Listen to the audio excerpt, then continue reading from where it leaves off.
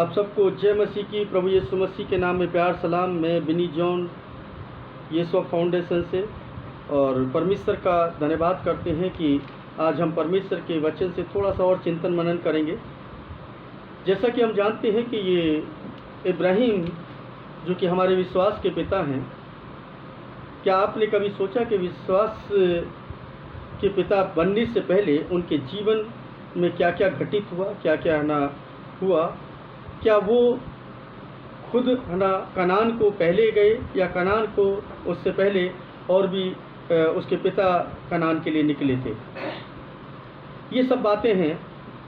वो कौन थे, क्या थे, और आखिर क्यों परमेश्वर ने उनको चुना? इब्राहिम को परमेश्वर ने, अब्राहम को परमेश्वर ने क्यों चुना, इसके विषय में हमें अवश्य ज्ञान होना चाहिए।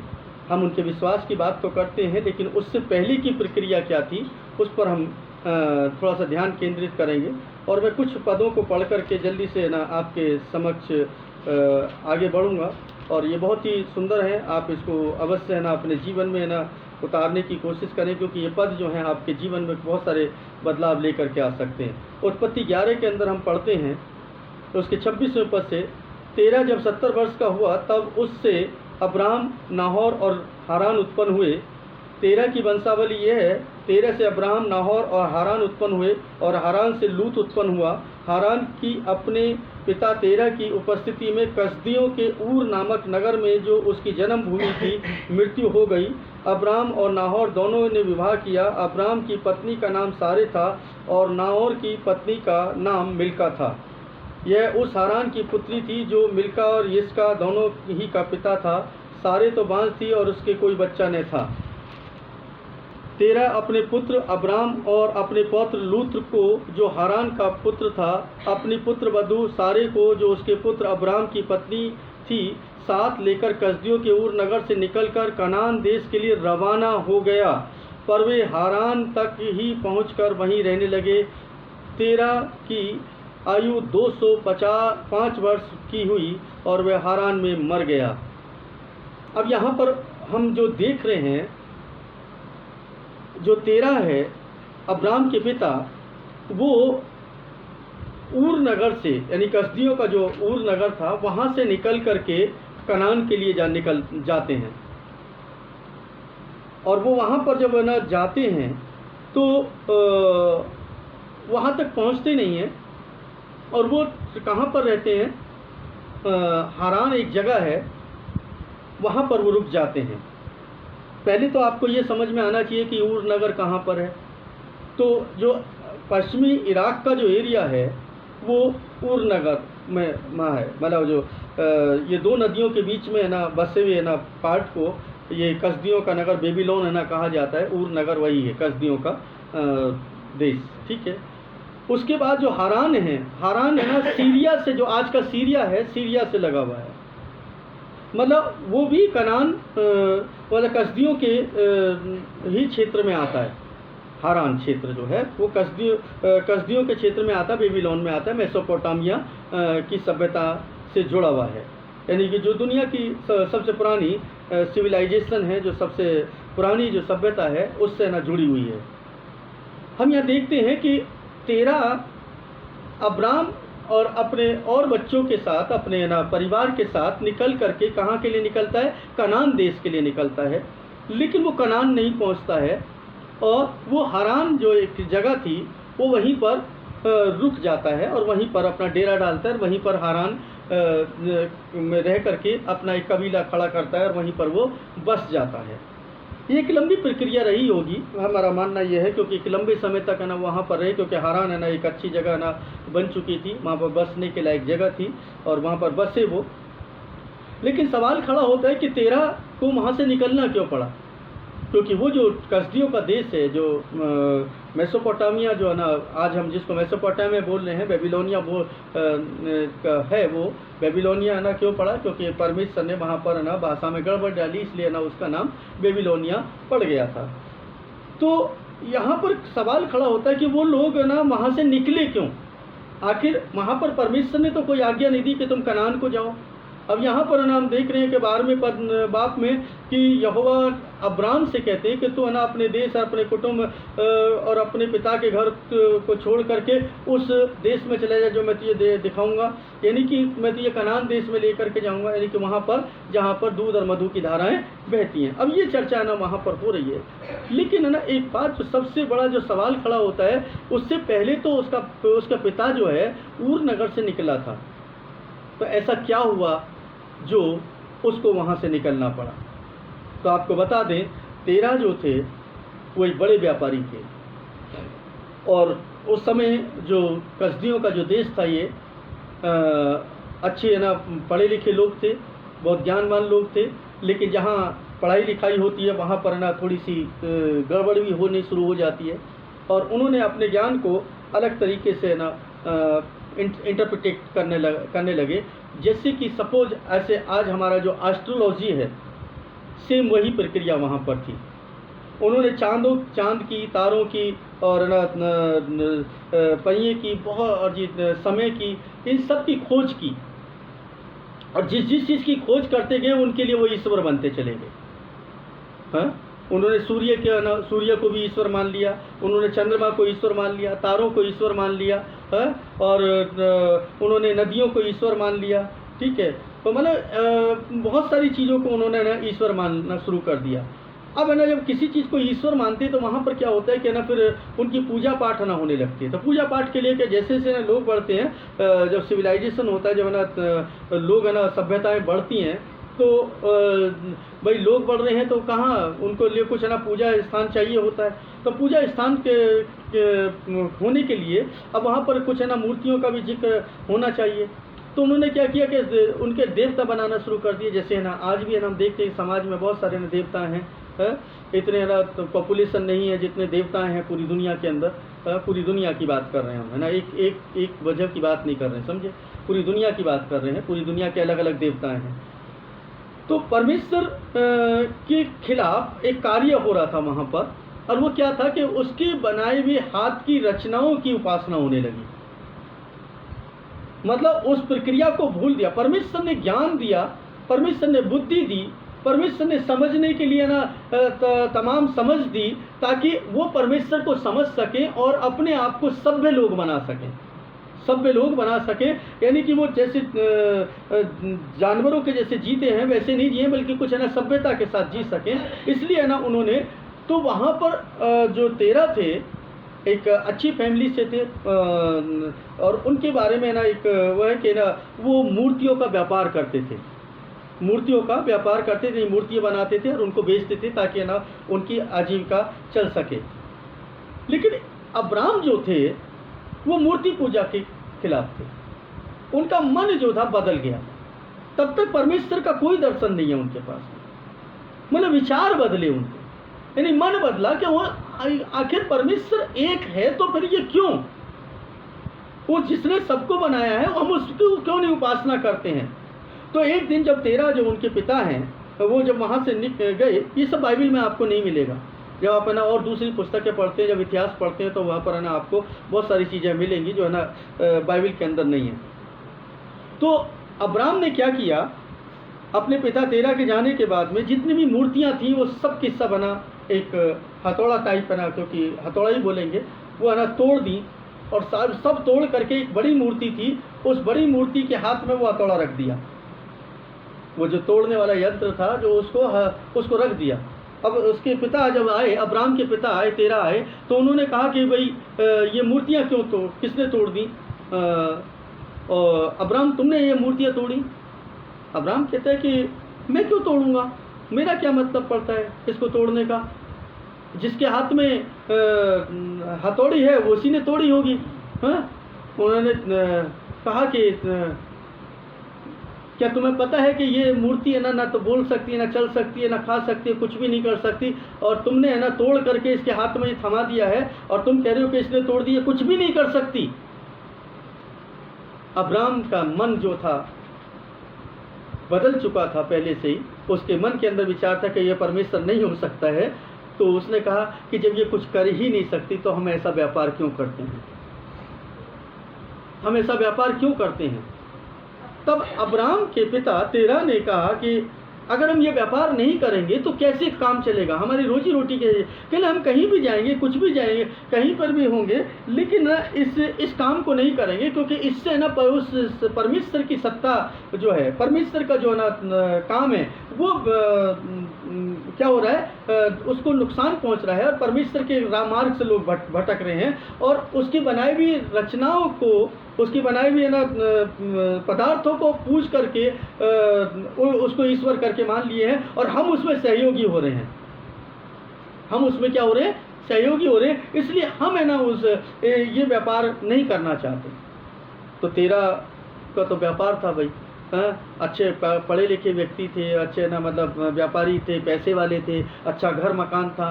तो उन्होंने क्या कहा, ठीक है चलो कोई बात नहीं ना, ऐसा करते हैं हम लोग यहाँ से कनान के लिए जाते हैं, क्योंकि कनान में तो ना अच्छी खेती बाड़ी है, और है ना वहाँ पर हम खेती बाड़ी करेंगे, और खेती बाड़ी करके वहीं पर है ना अपने समय को बिताएंगे, और है ना फिर हम है ना एक ही ईश्वर की उपासना करेंगे। और वहाँ से जो तेरह थे अपने पिता अपने बच्चों के साथ में, अपनी पत्नी के साथ में वहाँ से निकल गए। लेकिन जब वो रास्ते में ही थे तो हारान एक जगह पड़ी, जो बताया कि वो भी कसदी होगा, वो वहाँ आउटर से एरिया था, बिल्कुल ना खाली जगह थी, और ना वहाँ पर ना कुछ लोग रह रहे थे, लेकिन देखा कि वो भी जगह अच्छी थी और वहाँ पर भी ना बस सकते थे, तो वहीं पर रुक गए। शायद उनकी तबीयत खराब हुई हो, या कुछ हुआ हो, या क्या हुआ हो, ये वो घटना वो उनको पता होगा। लेकिन वो हारान के अंदर ही ठहर गए, और जब हारान के अंदर ठहरे तो हारान में उन्होंने अपना बसेरा किया, तंबू गाड़ दिए, और वहाँ पर उनकी जो संख्या है वो बढ़ने लगी। अब ये जब उनकी संख्या बढ़ने लगी तो ये बड़ी विचित्र सी बात लगती है कि ना वहाँ पर ना काफ़ी समय उन्होंने बिताया होगा, काफ़ी समय उन्होंने अपने समय को ना व्यतीत किया होगा। और उसके बाद ना हम देखते हैं कि उन्होंने जो काम किया वहाँ पर रह करके, क्योंकि जो अब्राम है, अब सोचिए कि तेरह जो 70 वर्ष के थे, तेरह 70 वर्ष के थे जब अब्राम उत्पन्न हुए। अब गौर से सुनते चले जाना, ठीक है। 70 वर्ष के थे, और तेरह की आयु 205 वर्ष हुई, और 205 में से 70 वर्ष कम कर दीजिए, 70 नहीं 100 वर्ष कम कर दीजिए, तो 100 वर्ष तक कम से कम उन्होंने हारान में बिताए, लगभग 100 वर्ष उन्होंने हारान देश में बिताए, वहाँ पर बसे। और उसके बाद जब है ना ये 75, हम कह सकते 100 नहीं तो 75 वर्ष मान लेते, क्योंकि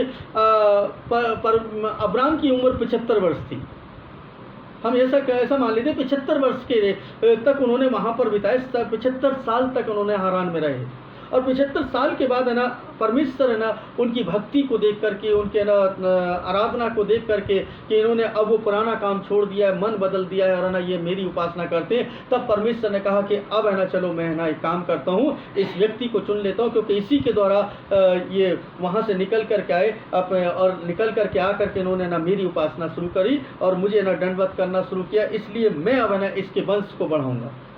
और तब 12वें पाप में हम देखते हैं कि अब्राम को परमेश्वर क्या करते हैं, दर्शन देते हैं।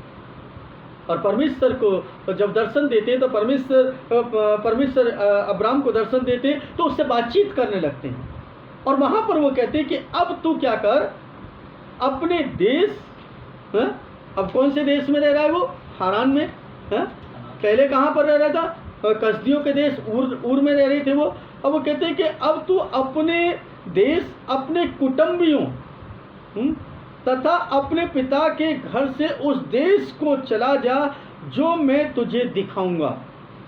अब बड़ी गौर से सुने इस बात को, ये है ना बहुत ही महत्वपूर्ण बात हो जाती है यहाँ पर। हम जिनको अपने विश्वास का पिता कहते हैं, विश्वास का पिता कहते हैं कि उनसे ज़्यादा अच्छा विश्वास है, लेकिन उनकी शुरुआत कहाँ से हुई, कैसे हुई, कि वो कह रहे अपने कुटुंबियों को तथा अपने पिता के घर से उस देश को चला जा। अब वो तो कह रहे कि तू अकेला चला जा, लेकिन फिर भी ये ना क्या करता है, अपने कुटुंबियों को साथ लेकर के जाता है, ठीक है। और ना अब इतने सालों में कम से कम 100 साल के अंदर कितना बड़ा कुटुंब बढ़ गया होगा उनका। आप सोचो 100 साल के अंदर कितना कुटुंब बढ़ गया होगा, उसके रिश्तेदार बढ़ गए होंगे, लेकिन सबको छोड़ करके उसने केवल अपने अपने परिवार को लेकर के जो उसके अपने रियल है ना ब्लड में थे, जो दूर के थे उनसे नहीं, बल्कि उन्हीं को लेकर के वो वहाँ से निकल करके जा। तो इसका मतलब है कि है ना, आप देखें कि अब्राम के जीवन का परिवर्तन कब होता है? जब उसका मन परिवर्तन होता है। पहले मन परिवर्तन है और फिर परमेश्वर की दिशा निर्देश है। तो जब तक मनुष्य के मन परिवर्तन नहीं है तब तक वो ना आगे नहीं बढ़ सकता। अगर हम कह दें कि ना अब्राम को परमेश्वर ने दर्शन दिया, तो हमें उसकी बैकग्राउंड में जाना पड़ेगा, उसके फ्लैशबैक में जाना पड़ेगा कि अब्राम को आखिर ना परमेश्वर ने दर्शन क्यों दिया। क्योंकि परमेश्वर को वो जान गया था, उसका मन बदला। क्योंकि ये जो आराधना का तरीका है, जो आराधना कर रहे हैं ये लोग, ऐसे आराधना नहीं होती है। वो ईश्वर इतना छोटा ईश्वर नहीं है। अब तो ये इतने सारे ईश्वर बना करके हम लोग है ना क्या कर रहे हैं, भाई तेरा तो मैं ना पिताजी तो मैं ना इतने ईश्वर बना करके बेच रहे हो, सूर्य के ना आपने मूर्ति बना दी, चंद्रमा की मूर्ति बना दी, अब तुम इसका व्यापार कर रहे हो। तो ये व्यापार जो है अच्छा नहीं है। इसलिए उन्होंने क्या किया, एक दिन है ना उन सारी मूर्तियों को तोड़ दिया और एक बड़ी सी मूर्ति जो बना रखी थी उसके हाथ में हथौड़ा दे दिया, ताकि है ना जब उसके पिता आए तो इस सवाल को पूछे, क्योंकि अपने पिता का आदर करते थे। और है ना आदर, क्योंकि माता पिता का आदर करना ये ना एक परंपरा थी, और है ना नेचुरली है ना ये होना भी चाहिए था, और वो कर रहे थे तो उनके सामने बोल नहीं सकते थे। तो उन्होंने समझाने का एक नया तरीका निकाला कि वो सारी मूर्तियाँ क्या की, तोड़ डाली। और वो तोड़ करके ना उस हथौड़े को जब उसके हाथ में दे दिया, तब उनको पता, तब पिता तेरा आते हैं और कहते कि ये किसने तोड़ दी। तो अब्राहम है ना कहते कि हमें नहीं पता किसने तोड़ दी। जानते क्यों कहते हैं? क्योंकि उनको एक बात है ना मालूम चल गई कि है ना अगर हम ये बोलेंगे हमने तोड़ी है, तो ये शायद है ना हमसे है ना कहेंगे, हमें ना कुछ बोलेंगे, या ना कुछ और बातें होंगी, या मारपीट होगी, या डांटेंगे, कुछ करेंगे। उन्होंने ना समझाने के लिए वो हथौड़ा ना उस बड़ी मूर्ति के हाथ में रख दिया, ताकि जब कहेंगे तो हम कह देंगे कि इसने तोड़ दी।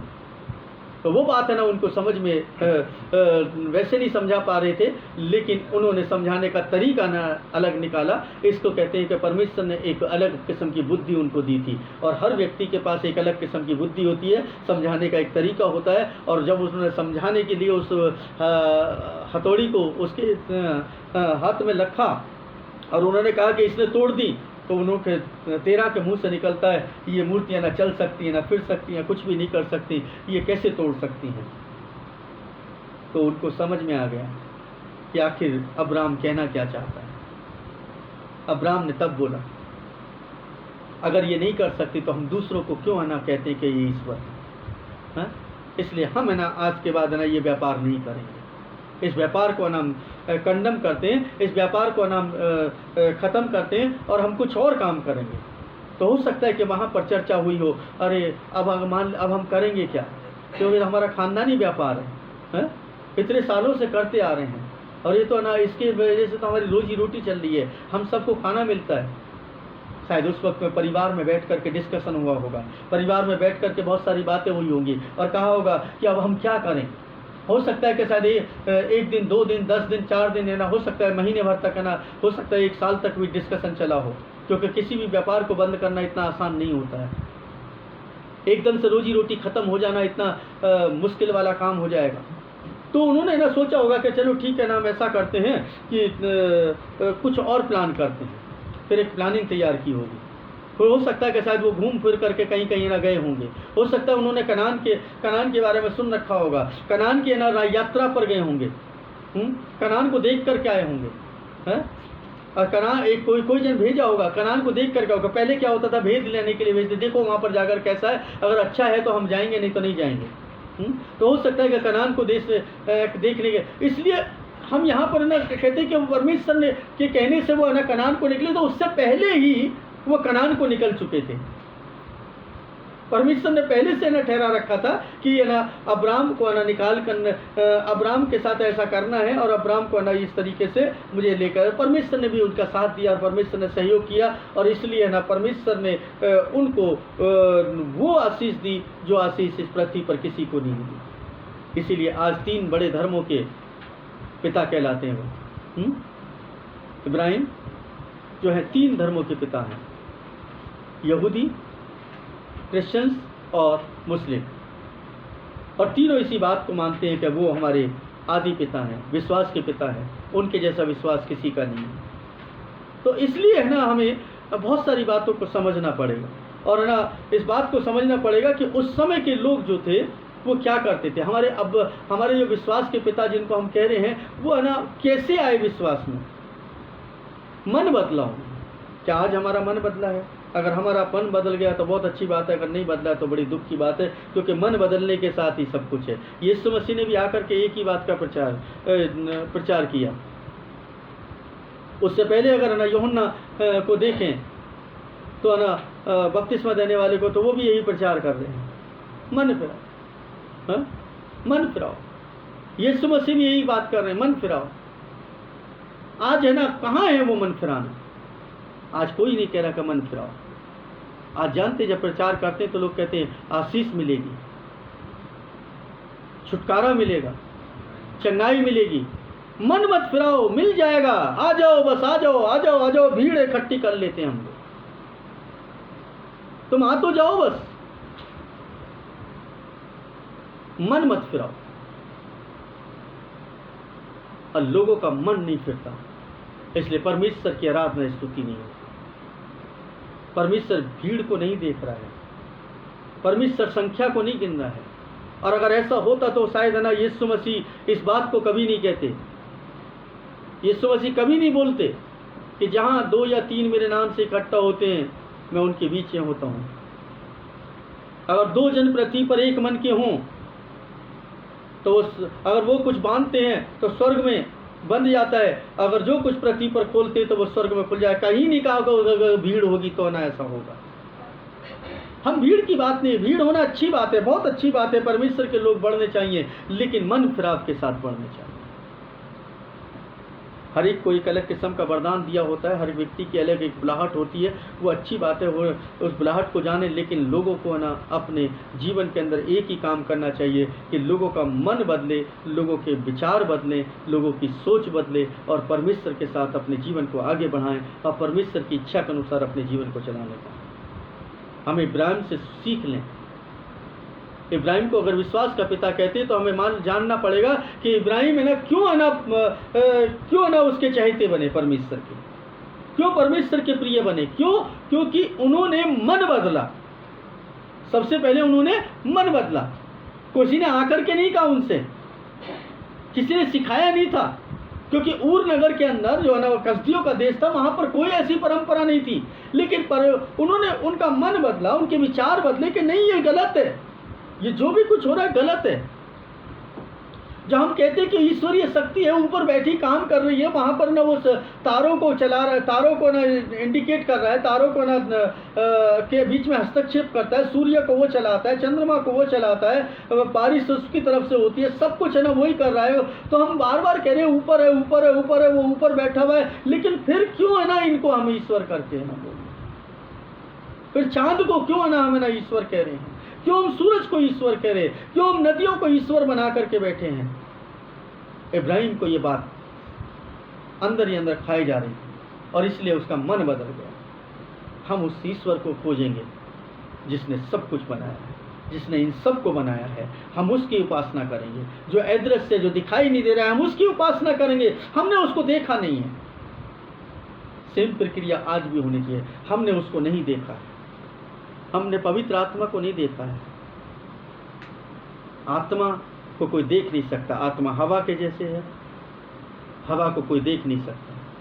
लेकिन हम तो कई बार ना सुन लेते हैं, हमने पवित्र आत्मा का वहाँ पर वो देखा, अभिषेक देखा, पवित्र आत्मा को देखा, देखो कैसा काम कर रहा था।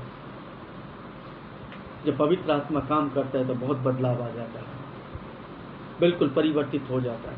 अजीजों, हम में से हर एक जन एक बात को समझ ले कि हम अपने मन को नहीं बदलेंगे तब तक परमेश्वर भी हमारी सहायता नहीं कर सकता। परमेश्वर हम सभी को आशीष दे, परमेश्वर हम सबके साथ हो और हम अपने मन बदलने के साथ साथ परमेश्वर की महिमा कर सकें और परमेश्वर के राज्य के लिए तैयार हो सकें। इस वीडियो को हो सके तो दूसरे तक भी शेयर करें। परमेश्वर का अनुग्रह आप सब पर होता रहे। आमीन।